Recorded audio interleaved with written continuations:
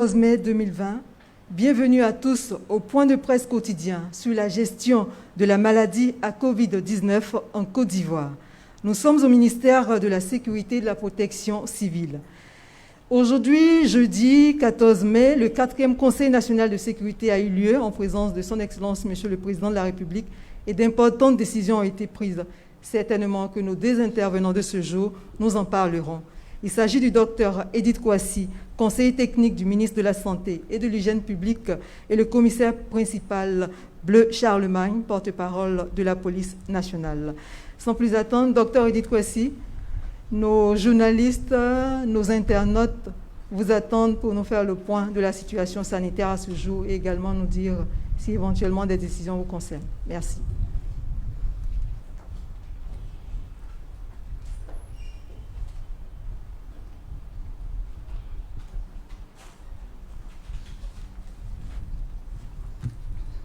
Merci, Madame la représentante du CICG, Mesdames et Messieurs les membres du cabinet ministériel ici représentés, Monsieur le commissaire principal Bleu Charlemagne, Mesdames et Messieurs de la presse. Point de la maladie à coronavirus ou Covid-19 du 14 mai 2020. La Côte d'Ivoire a enregistré hier, 13 mai 2020, les données suivantes relatives à la pandémie en cours. 55 nouveaux cas positifs de Covid-19 sur 592 prélèvements analysés, soit 9,29%. 82 nouvelles guérisons de patients atteints de Covid-19. 3 décès notifiés, dont un jeune de 35 ans avec également antécédent de pathologie chronique préexistante. 986 cas dans la file active. Aucun nouveau cas de Covid-19 n'a été enregistré à l'intérieur du pays depuis le 21 avril 2020. Le Grand Abidjan demeure toujours l'épicentre de la pandémie en Côte d'Ivoire. Ainsi, on dénombre un nombre total de 1912 personnes testées positives au Covid ou à la Covid sur 15 260 prélèvements analysés. 902 patients déclarés guéris, 24 cas de décès liés à la maladie à coronavirus enregistrés. Ces données montrent une augmentation du nombre de cas positifs à la maladie à coronavirus ou Covid-19, et cela malgré le nombre croissant de personnes infectées guéries. La létalité demeure stable. Par ailleurs, le diagnostic Covid-19 pour les 3 cas de décès d'hier a été fait malheureusement en post-mortem. Cela pose le problème de la référence tardive vers les structures dédiées, avec pour conséquence un retard de diagnostic. Le ministre de la Santé et de l'Hygiène publique, le docteur Eugène Akawele, tout en saluant l'action de tous, et plus particulièrement des professionnels de la santé dans l'atteinte des résultats actuels, insiste sur le respect des mesures sécuritaires et sanitaires, notamment les mesures barrières indispensables au succès de la riposte. Cependant, l'adhésion aux directives de prise en charge des cas de Covid-19 en vigueur par les secteurs publics et privés de santé est également nécessaire.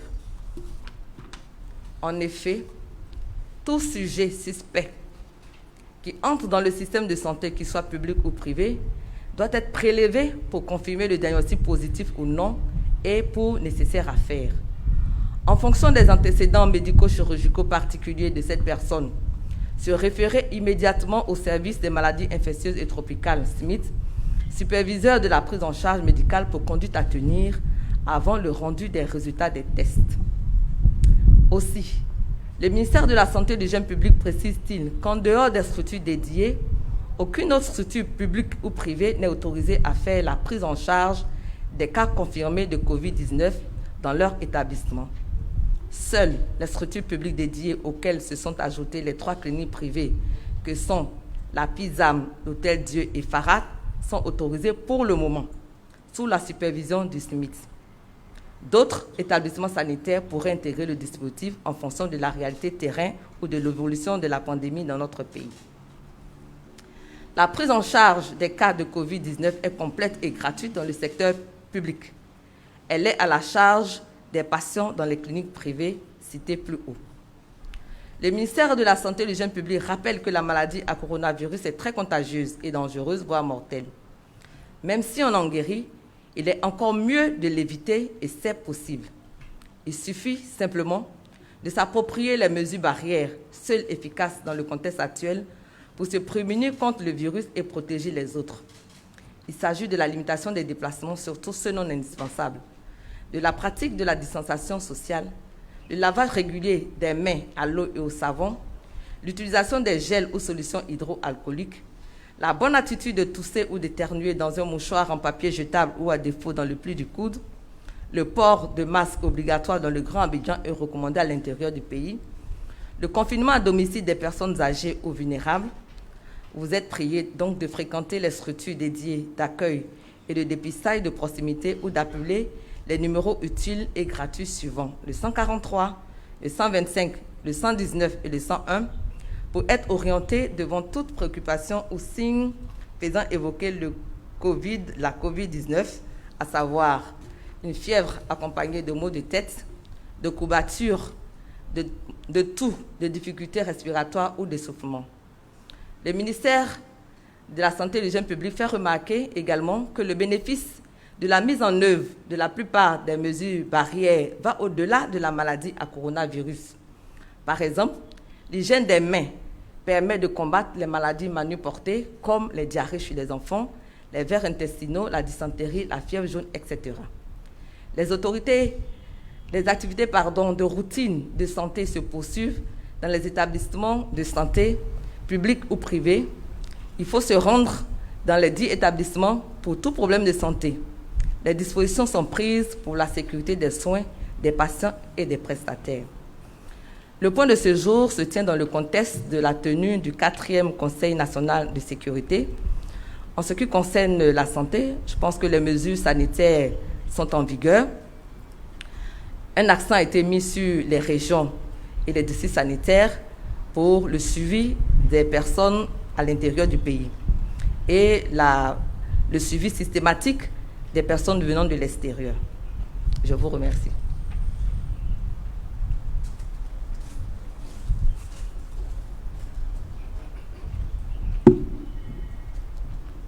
Merci, Dr Kouassi, pour ce point de la situation sanitaire. Nous invitons à présent le commissaire principal Bleu Charlemagne pour les questions relatives à la sécurité.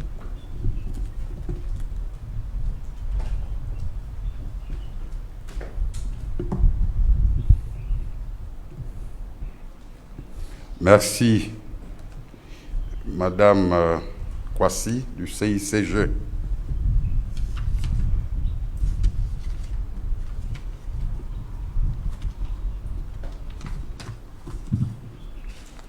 Point sécuritaire de ce jour, jeudi 14 mai 2020.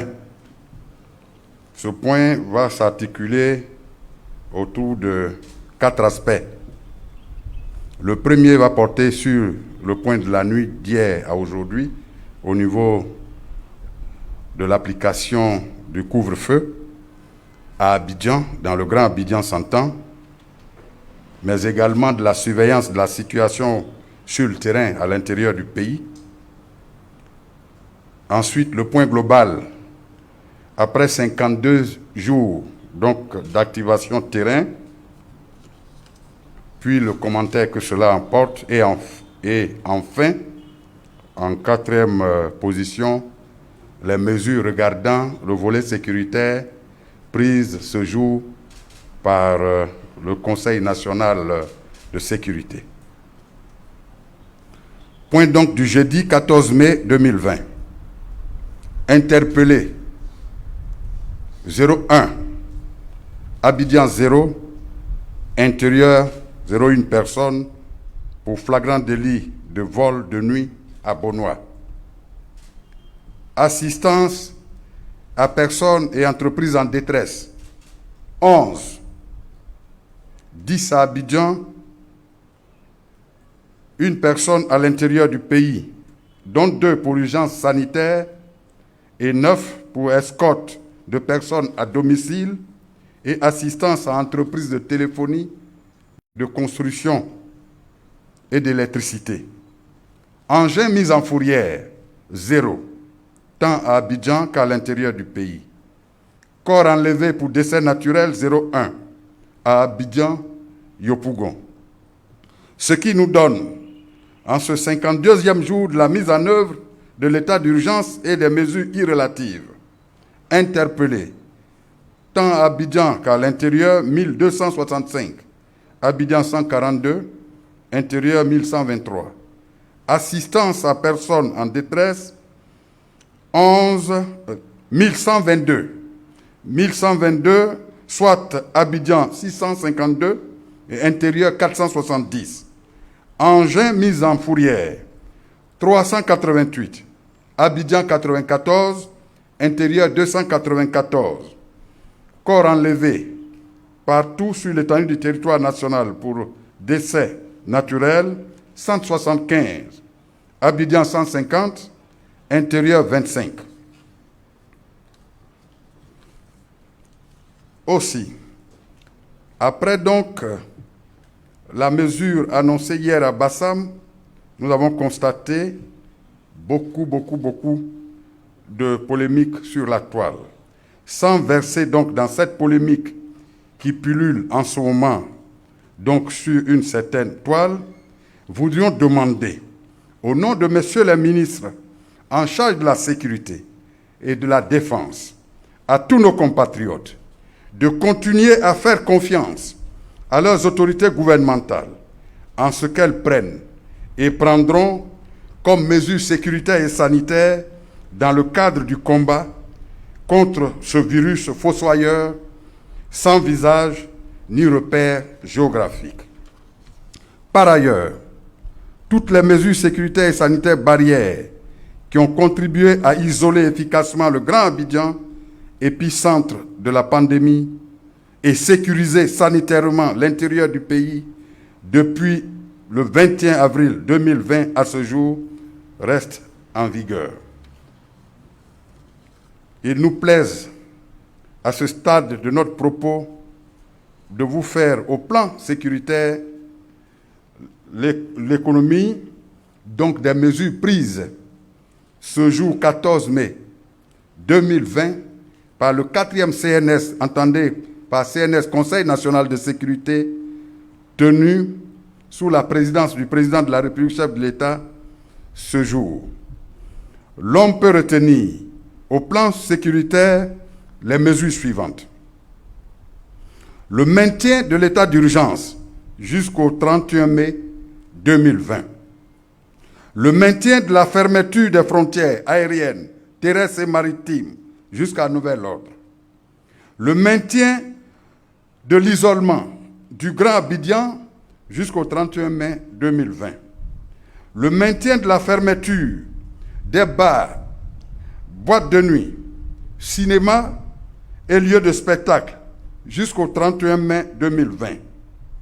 La levée du couvre-feu dans le Grand Abidjan à partir du 15 mai 2020, donc à partir de demain. La levée de la mesure de fermeture des maquis et restaurants dans le Grand Abidjan.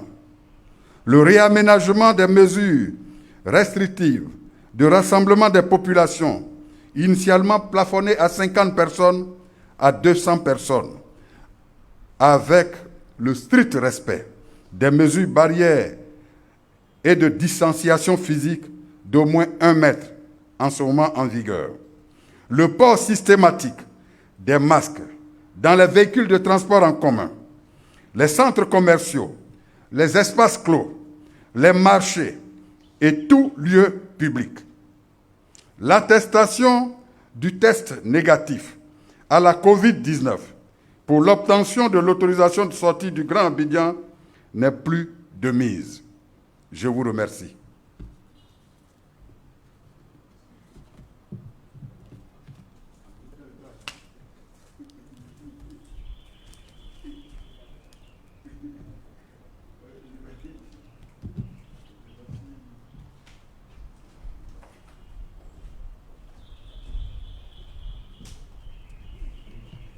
Merci, commissaire. Chers amis journalistes, le docteur Edith Kwesi et le commissaire se tiennent à votre disposition pour les questions relatives aux points qu'ils viennent de nous faire. Nous prendrons également quelques réactions, quelques questions d'internautes. Le micro est disponible. Bonjour, docteur Edith. Bonjour, mon commissaire. J'ai deux questions pour le docteur Edith. Pourquoi les personnes qui effectuent leur prélèvement attendent une semaine, voire 10 jours pour avoir leurs résultats? La seconde, où en est-on avec les 1500 prélèvements par jour? Voilà, merci.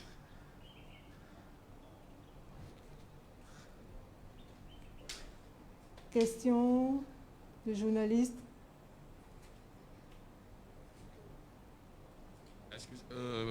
Pour le commissaire, voilà, pour le commissaire Bleu, le couvre-feu, la levée des mesures, c'est à partir de demain. Donc, si on veut bien comprendre, à partir de demain à 1h du matin, les maquis, on peut ouvrir les maquis, les gens peuvent sortir, je ne sais pas. J'aimerais que vous nous précisez bien voilà, dessus. Voilà, merci. Merci. À l'attention du docteur Edith Kouassi, une question qui avait été remontée hier. Et il y a un internaute qui dit que le docteur Edith Kouassi indique toujours qu'il y a un renforcement des capacités de dépistage. Pourtant, nous sommes encore à environ 500 échantillons prélevés par jour. Donc, pourquoi est-ce que cet échantillonnage n'évolue pas, vu que vous parlez de renforcement de capacités de dépistage? C'est bon, OK. Docteur Edith Kouassi, le micro est à vous pour répondre déjà à ces questions concernant le volet sanitaire.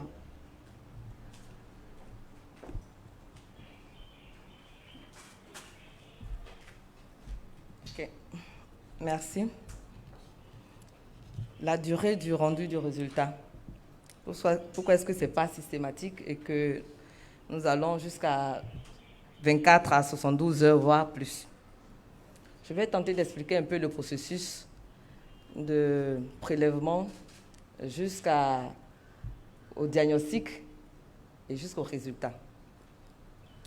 Une fois que les prélèvements ont été faits sur les différents sites ou par les équipes d'intervention rapide, ces prélèvements arrivent à l'Institut national d'hygiène publique qui se charge de les acheminer vers l'Institut Pasteur de Côte d'Ivoire. Et l'Institut Pasteur de Côte d'Ivoire a une durée de, comme nous avons dit tantôt, de 6 à 8 heures pour faire l'analyse. Mais l'analyse est précédée par plusieurs autres actions qui ne font pas partie du dispositif. D'abord, les prélèvements qui arrivent. Il faut qu'on s'assure que chaque prélèvement est accompagné d'informations. Ensuite, les prélèvements, on leur donne des codes anonymes. Hein? Et donc, l'analyse est faite. Et quand l'analyse est faite, on a le résultat. Quand on a le résultat brut qu'on vous donne là. Si on a analysé 500, qu'on a 55, ça c'est l'analyse brute. Une fois que cette analyse, ces résultats parviennent au ministre de la Santé et que toutes les personnes qui doivent avoir l'information l'ont et qui sont transmises, ce qu'on vous donne, c'est les informations brutes. Mais derrière le résultat brut qu'on vous donne, il n'y a que des personnes qui doivent s'asseoir pour faire correspondre l'échantillon au nom de la personne pour éviter qu'on donne un résultat à une autre personne. Donc c'est tout ça qui fait que ce n'est pas le même jour qu'on a le résultat. Plus on a des échantillons, le temps pour faire tout ce traitement à condition que les renseignements donnés par les candidats au test sont complètes et qu'on peut les appeler facilement. Donc tout ça fait que ça peut retarder ou non le résultat. Mais ce qui est certain, c'est qu'une fois que le résultat est connu, les médecins prescripteurs de ce test-là, ils ont l'information pour qu'eux, ils appellent les patients pour leur donner. Donc les patients malades, puisque quand les gens vont se faire prélever, il y a un certain nombre d'informations, y compris les contacts de ces personnes qui est demandé. Donc les médecins maintenant se chargent d'appeler les personnes pour leur donner leurs résultats. Donc voilà un peu. Donc s'il y a des documents également à produire, il faut les transcrire, il faut les signer. C'est tout ça qui peut faire un peu la durée. Mais le gouvernement, sachant cela, avait décidé de décentraliser un peu le diagnostic. C'est pour ça que vous avez entendu parler de CEDRES et de Retroci, et à l'intérieur du pays, d'autres centres qui seront renforcés pour que le diagnostic soit vraiment facilité. Plus il y a de centres de diagnostic, mieux les résultats sont rendus. Il se trouve que dans la pandémie actuelle, la quasi-totalité des cas se trouve à Abidjan. Donc Abidjan, l'IPCI, qui qui a fait beaucoup d'efforts pour renforcer son dispositif, pour prendre en compte ces cas, et puis les autres dont on parle. Donc ce que je peux dire par rapport au rendu des résultats de 72 heures. Mais quand il y a encore la paperasse encore, ça peut prendre du temps. Mais ceux qui doivent être informés de leurs résultats, ils le sont dans les délais pour que la prise en charge soit rapide. Maintenant, c'est l'administration, je veux dire les documents administratifs qui peuvent prendre un peu de temps. Ensuite, Dr Kwasi a parlé de... Non, il y avait d'abord, où en est-on des 1500 tests jour? Nous sommes passés de un site de... D'abord, il n'y avait pas de site de prélèvement dédié de proximité. Ensuite, nous sommes passés à un site jusqu'à 6 sites. Maintenant, c'est quand les populations fréquentent ces sites ou que quand devant les signes évocateurs, comme nous avons dit tantôt, les numéros verts que nous avons donnés tantôt sont sollicités pour que les équipes d'intervention rapides se mettent en route. C'est la somme de toutes ces actions-là qui font qu'on peut atteindre un certain nombre au fur et à mesure élevé. Les sites sont là. Si elles ne sont pas fréquentées, vous savez qu'au départ, il y avait un déni de la maladie. Et la sensibilisation, je pense que la sensibilisation, grâce aux mass médias et toutes les actions qu'on est en train de porter, de sorte que les sites sont de plus en plus fréquentés. Donc, ce que je peux dire. Mais comme tout le dispositif n'est pas encore prêt, voilà, donc 500 déjà. Renforcement des capacités, c'est ce que j'ai dit tantôt. Mais nous sommes à 500. Nous sommes passés de 1 à 6. Maintenant, de 1 à 6, si les gens ne vont pas dans les sites de prélèvement, on ne peut pas avoir beaucoup de cas. Si les gens aussi ont peur, parce que n'oubliez pas que derrière le dépistage, s'il est positif, il y a une affaire de confinement, soit à domicile, en fonction de comment est-ce que l'environnement se présente, soit dans les structures dédiées. Donc, il y a des gens qui veulent bien faire le test, mais ils ont peur de la suite. Alors que tout ça aussi fait partie de la prise en charge des cas. Quand ils sont dépistés tôt et qu'ils sont pris en compte tôt, soit dans les structures dédiées pour les cas contacts, à Abidjan en tout cas, il y a l'INJS, les cas positifs légers, il y a le victime, il y a d'autres structures qui sont venues se rajouter au réseau, et les cas compliqués vers les maladies infectieuses, on maîtrise la prise en charge, et les cas les plus dangereux, c'est les cas contacts. Parce qu'eux, ils propagent la maladie. Le malade, il est déjà malade. Il est su. Mais celui qui ne connaît pas son statut, parce qu'il développe peut-être la forme asymptomatique, ou alors il est rentré en contact avec plusieurs personnes, sachant qu'il était malade et il contamine, tout ça permet de disséminer la maladie. C'est pour ça que les mesures barrières sont recommandées. Parce que quand vous ne partez pas, vous réduisez vos déplacements à ce qui est essentiel, le risque de voir la maladie partir avec les gens qui se déplacent, il est réduit. Quand nous sortons avec la protection, le masque, nous nous protégeons nous-mêmes parce que nous ne recevons pas des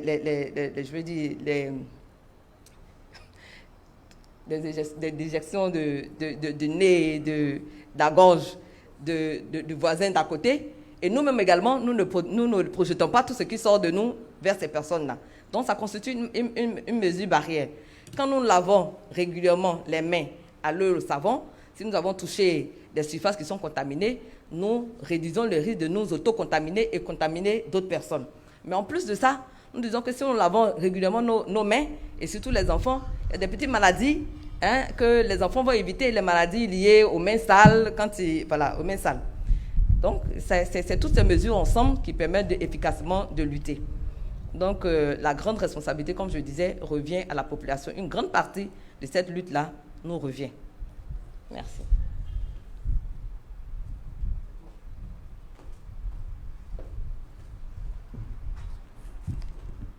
Merci, docteur Kouassi. À présent, le commissaire principal Bleu Charlemagne, mais avant, commissaire, plusieurs internautes nous remontent le fait qu'ils sont bloqués aux frontières terrestres de la Côte d'Ivoire. Donc, comment elles peuvent faire pour regagner le pays?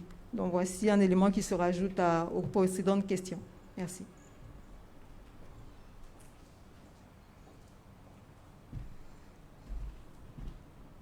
Merci, Madame Kouassi. La première préoccupation de APA, c'était de savoir quand est-ce que le couvre-feu est véritablement levé.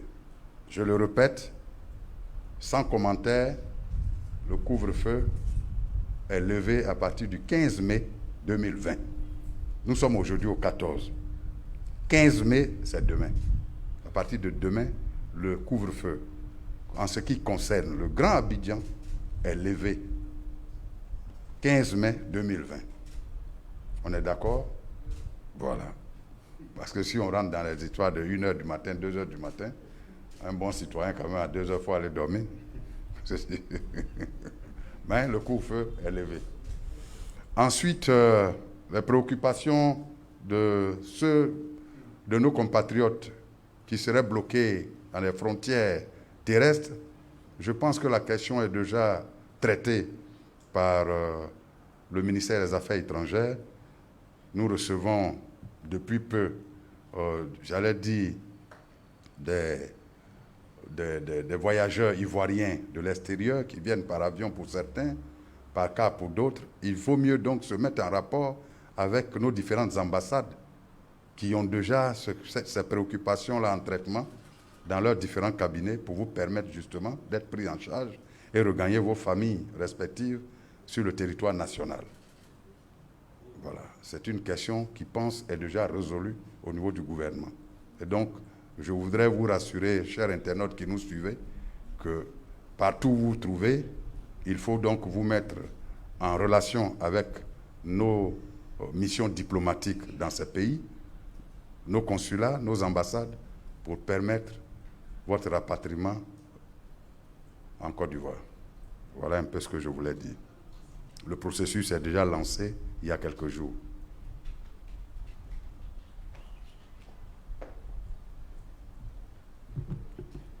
Merci, commissaire. Chers amis journalistes, merci à tous et à toutes. Pour ce qui concerne l'ensemble des mesures prises par le Conseil national de sécurité, vous les aurez par les voies les plus autorisées. Cet après-midi, il a été question des aspects sécuritaires et sanitaires qui ont été mentionnés par nos intervenants de ce jour. Le point de presse d'aujourd'hui s'achève ainsi. Demain, nous serons dans la commune de Port-Bouët. Nous ne serons terminés cette activité sans bien entendu avoir une pensée pour notre traducteur qui vous voyez souvent derrière nous. Il n'est pas présent. Plusieurs internautes ont posé la question. C'est tout simplement qu'il a perdu son fils aîné, donc il est en deuil. Et une pensée pour lui. Merci à toutes et à tous.